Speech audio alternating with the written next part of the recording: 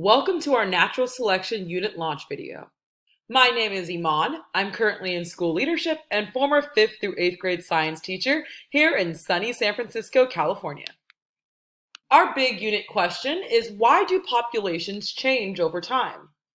Before we begin, go ahead and take out the following 3 items. Why does natural selection matter? This unit helps students connect ideas about how the environment determines which traits are adaptive and non-adaptive, and how this affects the survival and reproduction of organisms. It also challenges students to think more deeply about how the distribution of traits in populations can change over time. This even includes us as humans, and why we look the way we do. Chapter overviews. Our grounding phenomena takes us all the way to Oregon State Park, and we see a population of newts that have surprisingly gotten really poisonous. And so this whole unit is trying to understand is, how did the newt population become so poisonous over time? Chapter 1 question: what caused this newt population to become more poisonous? After being introduced to the unit phenomena in lesson 1.2, students read an article that gives them more information about the newt population with a subtle introduction to the newt's natural predator, garter snakes. They make observations of a species of butterfly, and they learn that although this organism has many different traits, they're all of the same species. And they learn that individuals within a population can have different traits. And a population is a group of the same type of organism living in the same area. Students are presented with 2 claims as to why the newt became more poisonous. One of them is because the newts felt like it, and the other one suggests that it had something to do with the newt's environment.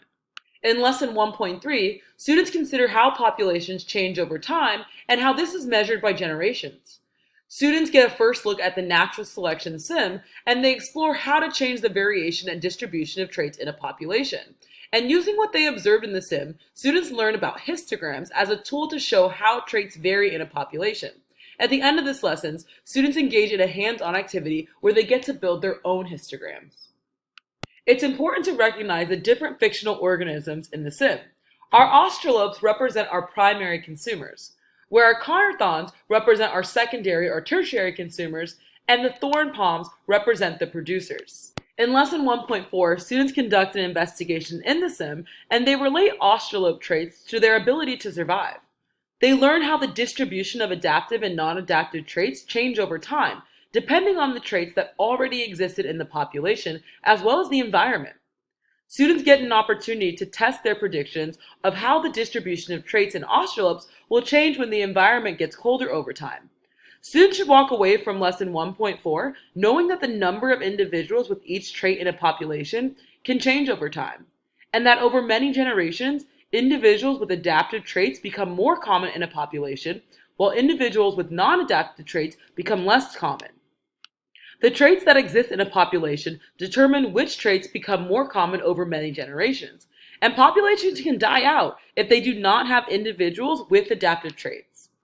In lesson 1.5, students investigate how different traits can affect an organism's ability to survive. They investigate the claim, yellow color is always an adaptive trait in a yellow environment. The peppered moth example is given in this lesson. Students learn that before the Industrial Revolution, the white and black peppered moth had the adaptive trait as it was allowed to camouflage in a tree, whereas the black peppered moth was unable to survive. However, after pollution and the trees turned black, students see a shift, and now black became the adaptive trait in a population, whereas the white and black then became the non-adaptive trait. Through this example and the investigation, students learn that whether or not a trait is adaptive depends on the environment. To conclude this chapter, students have a written explanation where they explain that changes in the environment can also cause a change in the distribution of traits in a population. This is also going to be used as our chapter focus task. Many key concepts are covered in Chapter 1, and ultimately, students should walk away understanding Progress Build 1, that adaptive traits become more common, while traits that are non-adaptive become less common in a population over many generations. Populations change because individuals with certain traits are more likely to survive in particular environments than individuals with other traits. Given factors in the environment that affect which traits are more likely to survive, adaptive traits will become more common in the population over time. If the adaptive trait isn't present in the starting population, it cannot become more common over time. Changes in the environment cause changes in the distribution of traits in a population. Taking our understanding of Progress Build 1, go ahead and try our Chapter 1 focus task. Our exemplar looks like the following, where students correctly analyze our histogram, as well as choose Claim 2 to explain why the newt population became more poisonous. Our Chapter 1 focus task rubric reflects mastery of Progress Build 1, as well as students' ability to elaborate on their argument using evidence. Moving right along to Chapter 2, how did the trait of increased poison level become more common in the newt population? In Lesson 2.1, students investigate how individuals get their trait. They use the sim and see that parents don't always have to give offsprings adaptive traits. And during a hands-on activity, students see how reproduction and inheritance result in traits that are passed down from generation to generation. They take their understanding and apply it to the real-world concept of jellies, and how they also receive their glowing adaptive traits that help them escape predators. At the end of 2.1, students learned that genes, and therefore traits, are passed down from parent to offspring, and reproduction doesn't always create individuals with new adaptive traits. In Lesson 2.2, students examine a spider population where they look at parents and offspring and explain where the offspring got their traits. At the end of Lesson 2.2, students learn that genes are instructions for making protein molecules, and protein molecules determine an organism's traits, and individuals inherit their traits from their parents. Genes, therefore traits in a population, are again passed down from generation to generation. If an individual has an adaptive trait, they're more likely to live longer and produce offspring with similar traits. Students have an opportunity to stamp their understanding of this in both the sim and create a model to show their understanding. In Lesson 2.3, students continue to learn about how adaptive and non-adaptive traits lead to natural selection in populations. They read about the newt's poison and how it's used to perpetuate the newt's survival. They see that poison can serve as an adaptive trait if predators detect the poison before killing their prey. They learn that organisms with adaptive traits are less likely to die than organisms with non-adaptive traits, which means that the adaptive trait organisms can reproduce offspring that are more likely to have those adaptive traits. At the end of 2.3, students have the opportunity to write a scientific argument explaining why the poison level traits in the newts became more common. By the end of Chapter 2, students should walk away with an understanding of Progress Build 2, that individuals with adaptive traits are more likely to live longer and pass on those traits to their offsprings. Individuals with adaptive traits are more likely to live longer and have offspring. Individuals with non-adaptive traits are more likely to die without having offsprings. Offsprings inherit traits from their parents. Over many generations, adaptive traits become more common because more of those individuals live long enough to reproduce. Over many generations, non-adaptive traits become less common because fewer individuals with those traits survive and reproduce. Go ahead and apply this understanding to our Chapter 2 focus task. Exemplar responses should all connect the evidence back to the claim. When grading this task, you're looking to see that students are accurately connecting the evidence to the claim by using elaboration. Chapter 3 gets really exciting because students realize that the poison level trait wasn't always present in the newt population. So why did it become more common? Chapter 3 is all about mutations, and in Lesson 3.1, students learned through a histogram that the newt population from over 200 generations ago had no level of poison. Therefore, how did it become more common? Students learned that a mutation is a random change in a gene that sometimes results in a new trait, and traits that result from mutations can be adaptive or non-adaptive depending on the environment. In Lesson 3.2, students use the sim to see which traits in a population are mutations and which became more common.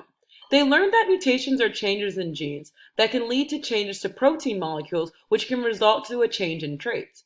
They learned that mutations to genes can sometimes introduce new traits in a population. By Lesson 3.3, students are asked to create a model as well as have a written explanation to explain why the rough-skinned newt population changed so much over time. They learn that a new trait will only become more common if it's adaptive. They also get to see an article on sticklebacks, which sets them up for their science seminar in Chapter 4. By the end of Chapter 3, students should have mastered Progress Build 3, that says mutations can sometimes introduce new traits into a population. Occasionally, an individual is born with a mutation, introducing a new trait in the population. If the mutant trait is helpful for survival, that offspring is more likely to survive and become more common. Mutant traits that are non-adaptive do not become more common in a population. Use your understanding of Progress Build 3 to try our chapter focus task. Our exemplar response includes an annotation of the third histogram, which shows which traits are more likely to survive and not, as well as the mutation. There's also an open-ended part to this. Here is our rubric, where students can earn points for both their histogram as well as their open-ended response. All three progress builds spiral in Chapter 4, and students have a new phenomena based on the article they read at the end of Chapter 3, which asked, what caused the stickleback population to have less armor and become faster? In Lesson 4.1, students have the opportunity to learn more about the stickleback population and begin to analyze evidence cards to better understand why the stickleback came to have less armor and become faster over time. By Lesson 4.2, students are engaging in a student-led discussion or science seminar where they have two claims to see why the stickleback had less armor and became more popular over time. This is also an opportunity to hear all three progress builds reflected in their responses. After the science seminar, students construct a written science argument in Lesson 4.3, which is also going to serve as their Chapter 4 task. Go ahead and give it a try. Students could have picked Claim 1 or Claim 2. What's important is which evidence did they select to support their claim, and how do we see the progress builds reflected in their responses. Here is our rubric, and you'll see that an exemplar response will reflect an elaboration on all three progress builds. Let's go ahead and try our end of unit assessment. Here is our assessment question for progress build number 1. And our correct answer is D. Populations 2 and 3 will survive, because if you look closely, you'll see that both of those populations contain the adaptive trait. Do not get distracted by the fact that there was a short beak in that population, because remember, it's the adaptive traits that are more likely to survive in a population. Let's go ahead and try our Progress Build 2 assessment question. And the correct answer is C. And we know this because we see in our ending population that the thin ducks are more likely to survive. Therefore, we can assume there was a change in the environment. So thin became the adaptive trait. Let's go ahead and try our Progress Build 3 assessment question. And the correct answer is A. And we know this because the environment changed to green.